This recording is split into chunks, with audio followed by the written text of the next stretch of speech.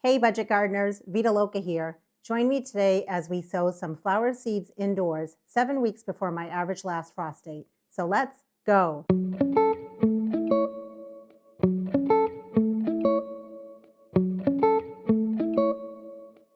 I live in New Hampshire. I garden in USDA Zone 5B. Based on my zip code, my average last frost date is around May 15th. Today is March 27th, and I'm 7 weeks away from my average last frost date. When it comes to starting seeds, it's not based on your hardiness zone. It's actually based on your location and your average last frost date. If you don't know what that date is, check out the website below, enter in your zip code, and it should give you an approximate date. There's also a map on there that you can look at that's a little more accurate. Another way you can find your average last frost date is just by doing a simple internet search. You can say something like, when is my average last frost date? Put in your location and it should give you a date. I like to grow a lot of plants, both indoors under my grow lights as well as outdoors using the winter sowing method. The reason is I have a lot of plants in my yard that I like to enjoy, but I also grow a lot of plants to sell as part of my backyard plant nursery. If you like the videos that you watch on my channel, please hit the thumbs up button below. It really helps my channel out, but it also sends my videos out to other people who might also enjoy my content. When it comes to seed starting, there's a lot of great information that you can find on a seed packet, but oftentimes the seed packet doesn't have all the information that you need in order to start that particular seed. And since I like to collect a lot of my seeds, I don't have any instructions. So in order to find information, I often do a search on the internet, and I have a spreadsheet that I keep track of with all my seeds, and I like to populate that spreadsheet with important information. Some of the information that I keep track of is how deep to plant the seed, or if it needs light to germinate, whether or not the plant will need to be pinched or not in order to encourage branching, the optimal soil temperature that the seed needs in order to germinate, and the approximate days for the seed to germinate. There are a lot of great reputable websites out there that have information that you're looking for when it comes to starting seeds indoors. A few of the websites that I like to go to in order to collect data include Ball Seed, Botanical Interests, Johnny's Selected Seeds, as well as Outside Pride. There are also people's blog pages that you can find information on. Personally, I don't like to just go to blog pages because I don't know who those people are, and I'm not sure how knowledgeable they are when it comes to starting seeds. I'm not knocking it. I'm sure that there's a lot of great information out there. But personally, I like to just go to companies and different companies' websites and gather general information from all of those sites. So for example, if one site says the soil temperature should be 60 to 65 degrees Fahrenheit, and another site says 62 to 70 degrees Fahrenheit, I might just put an average between those and put that in my spreadsheet. But bottom line is always do your own research and try to get your information from a place where you feel comfortable getting that information from. Every year when it comes to seed starting, I start off on a great foot. With winter sowing, I start shortly after the winter solstice and I start sowing all my perennial seeds outside. When it comes to indoor sowing, I do a great job with sowing all those seeds that you start early on, let's say 12 or 14 weeks before your average last frost date. Geraniums or impatiens, begonia, coleus, plants like that. But then once I hit the seeds that you want to start around 8 weeks before your average last frost date, I always fall short. And I wondered the other day, why is that? And I think some of the reasons are I end up being so overly consumed with the plants that I'm starting indoors that are under my grow lights that I kind of lose track. Also, I lose space. I end up running out of room under my lights, and I know some of you are running into the same boat. And then finally, the weather starts warming up outside. So between doing my indoor seed starting of the plants I started during the winter months, coupled with going outside and working in the yard, I basically end up running out of time with starting any of the seeds that need to be started 8 weeks or less before my average last frost date. I set a goal for myself this year, and I said, not again. This year, I'm going to be better about starting those seeds that need to be started 8 weeks or less before my average last frost date. So I spent a lot of time. I went through my whole entire bin of seeds, and I pulled out only the flower seeds that need to be started between 6 to 8 weeks before my average last frost date. And there were so many seeds. I couldn't believe how many seeds there were. And while I was going through all of those seeds, I was very diligent about updating my spreadsheet so that next year I'll have better tracking with when to start what seeds and what requirements each of those seeds need. Some of these seeds are fairly new. I just recently collected them, and some of the seeds are pretty old. My goal is not necessarily to start all of the seeds, but to start a little bit of each of the seeds. And we'll see what kind of germination rate I end up getting. On average, many of these seeds need about 70 degrees Fahrenheit in order to germinate, but I'll be sure to pop up the exact information that I found on the screen as I start sowing the seeds. I plan on starting almost all the seeds on a seedling heat mat. There was one seed that specifically said, do not put it on a seedling heat mat, but other than that one seed, everything else will get started on a seedling heat mat. And the reason is, I just want to get these seeds going. I'm a little behind because some of them should have been started probably 8 to 10 weeks ago. So I just want to jumpstart the seeds. I will say if your grow room is about 70 degrees Fahrenheit and you're fairly new to starting seeds indoors, use your own judgment. I would recommend maybe not using a seedling heat mat if you're fairly new to starting seeds. And the reason is when it comes to seedling heat mats, even though they're great and they can get your seeds germinating a little bit quicker, on the flip side, what can happen is that the soil can end up drying out a lot faster. And unless you're very diligent about checking all of your seeds and seeing if the soil's drying out and then giving them some water, you might want to skip using a seedling heat mat. It really is up to you. But I just wanted to explain that I am going to be using the seedling heat mat and why I'm going to be using it. We have a ton of seeds to sow, so let's get sowing. Here I have some seed starting mix. I like to make my own seed starting mix, and I'll put a link to a video down in the description. It's basically 2 parts of peat moss, but you can use cocoa coir, to 1 part of very fine vermiculite. And then I add a small pinch of dolomite lime, which helps offset the pH of the peat moss. When it comes to starting seeds, I prefer to use seed starting mix. It's not that expensive because I make my own. You can definitely use potting mix if you like. I also poured boiling hot water on my seed starting mix. You want to use pre-moistened seed starting mix, but also the boiling hot water helps kill any possible fungus gnat eggs that might be in here. When I squeeze my seed starting mix, notice there's no water dripping out. But when I let go, it's holding its form, and that's the right consistency that you want for your seed starting or potting mix. I like to use restaurant takeout containers because honestly they're free to me and they make wonderful little greenhouses. In fact, this one has little vent holes in it, which is wonderful because in case it gets too hot in there. And I did make holes in the bottom of the container because you want to bottom water your seedlings. You don't ever want to water them from above because that can introduce all sorts of problems. So I'm going to go ahead and add my seed starting mix to my container. And now I'm going to press on the seed starting mix. I want to take out any air pockets that might be in there. I don't want to press too hard because I don't want to compact the seed starting mix too much. The first seeds that we're going to sow are African daisies. You want to start these seeds 6 to 8 weeks before your average last frost date. They need light to germinate. They germinate in a soil temperature between 60 to 70 degrees Fahrenheit. I will not be putting these on a seedling heat mat. And the seeds should germinate in about 1 to 3 weeks. Once the plants are a little bit bigger, they benefit from being pinched so that you can make them branch out more. This variety is Blue Disc and it's by Baker Creek. The seeds are a few years old, but they should be fine. This is one of those annuals that if you live in a mild climate, you can actually sow these seeds in the fall time. Typically, when you see that a plant thrives in full soil, that means that you don't want to add any fertilizer or you don't want to add any compost into the planting hole. This is what the back of the seed packet looks like. You can always stop the screen if you want to look at anything for a longer period.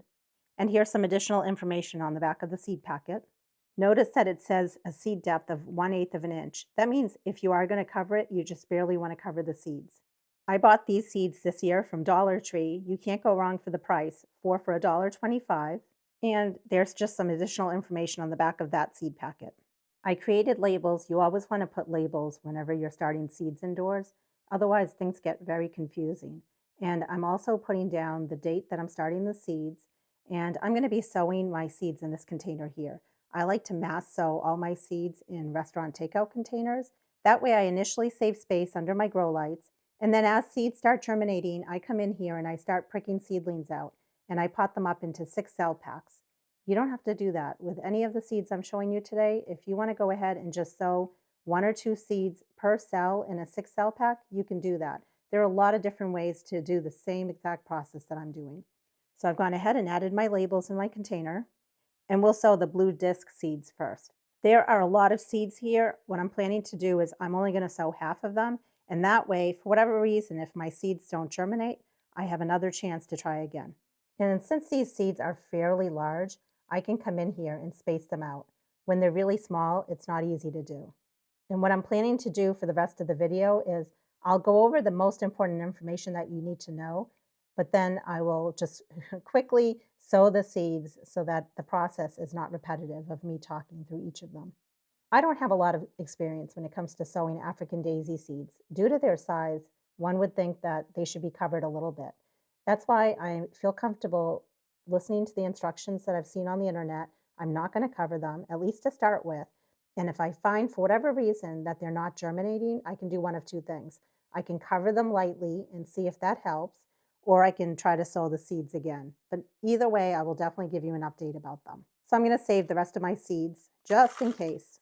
Now we're going to go ahead and sow the mixed colors African daisy seeds. And the first thing that you'll notice is that these seeds look totally different than the other seeds. They might just be a different variety of African daisies. I'm not quite sure, but nevertheless, we're going to sow half of these. When it comes to multi-sowing seeds in a container like this, I try to keep the plant variety the same. In other words, they both are African daisies. I usually try to not do a slow-growing plant mixed in with a very fast-growing plant. Can you do it? Absolutely. You can do that as well. Just know that you're going to be pricking out the fast-growing plants quicker and leaving the slower-growing plants in here that probably still need a humidity dome on them. Since the seeds need light to germinate, I could do one of two things. I could add a very, very small layer of the seed starting or potting mix on here, or I could add a very small layer of vermiculite. It's really up to you. If you add a small layer of vermiculite, it helps with retaining the moisture that seeds, especially seeds that are on the top surface, need in order to germinate. I don't usually sprinkle with vermiculite. I might change that in the future, but for me, that process has worked of not sprinkling with vermiculite. But no matter what you do, you want to make sure you press the seeds in. You want to make sure that those seeds make good contact with the soil.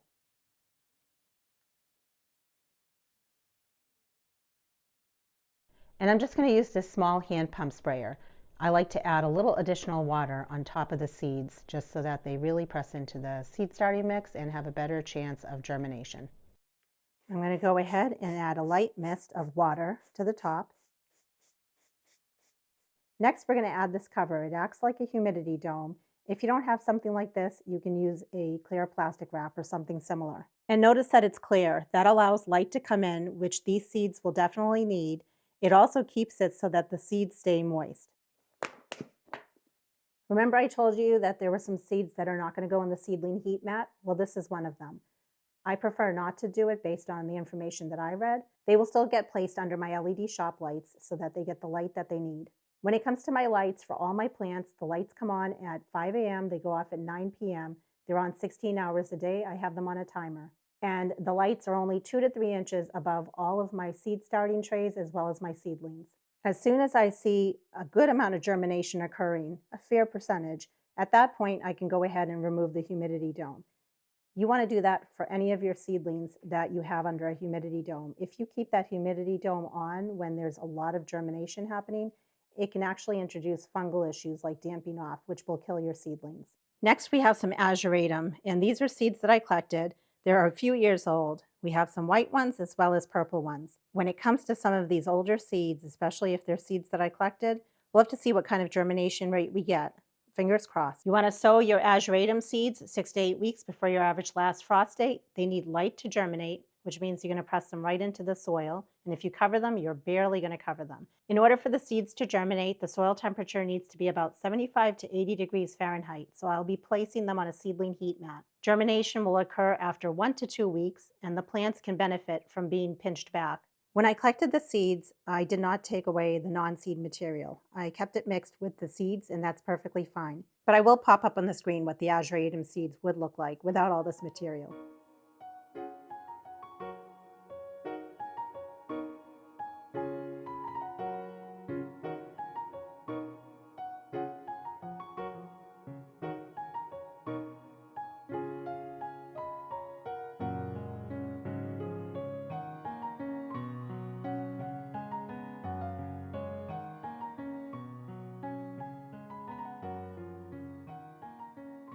This will get placed on a seedling heat mat and under my grow lights. These lovely seeds were gifted to me by someone that bought plants from me for my plant nursery. I didn't get to planting them last year, so I'm excited to plant them this year. You want to sow amaranth seeds 6 to 8 weeks before your average last frost date. The seeds need light to germinate, so you want to press the seeds into the soil surface. They germinate best at a soil temperature between 65 and 75 degrees Fahrenheit. The seeds will germinate in about 1 to 2 weeks, and the plants benefit from being pinched back. I mentioned it earlier, as with any of the other seeds, if your house stays somewhere in that ballpark of, for example, 65 to 75 degrees like these seeds need, you don't need to use a seedling heat mat. I will be using a seedling heat mat for these seeds.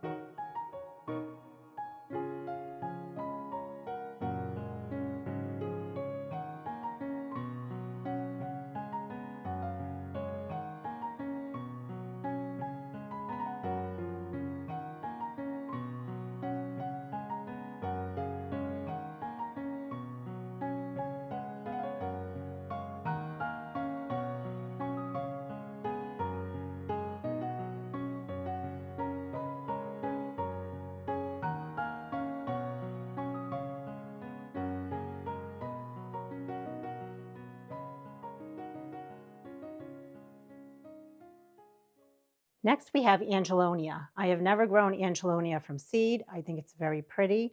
You can see there are a number of packets here, seeds that I collected. And then there's one here. This is very old. I'm almost sure they're pelleted. I am guessing that these will not germinate. And again, since I've never collected or grown Angelonia from seed before, this will be an experiment for me. You want to start Angelonia seeds 6 to 8 weeks before your average last frost date. The seeds need light to germinate, so we're going to be pressing them into the seed starting mix. They germinate best at a soil temperature between 71 and 76 degrees Fahrenheit. I will be placing them on a seedling heat mat. The seeds should germinate after 1 to 2 weeks, and the plant can benefit from being pinched back.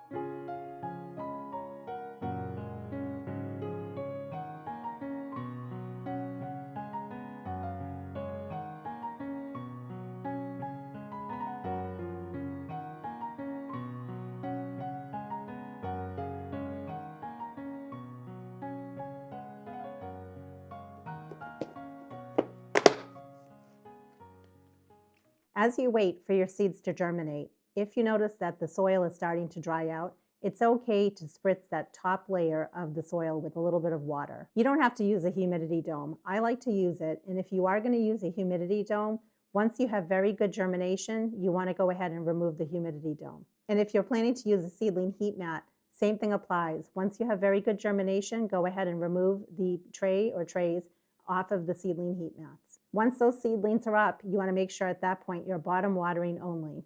I'll be sure to update you as the seeds start germinating, and then what my next steps are in terms of pricking them out, potting them up, fertilizing, pinching seedlings back, and then eventually hardening them off and getting them out in the landscape. Let me know in the comments below if you are starting any of these seeds in the video, and if any of them have sprouted or germinated, how are they doing for you? And remember, if your average last frost date has already passed, or if you're already past the window of starting any of these seeds, that's okay. You can always come back to this video in the future, refer to it when it's time to start any of these seeds. And until the next video, make it a great day with gardening.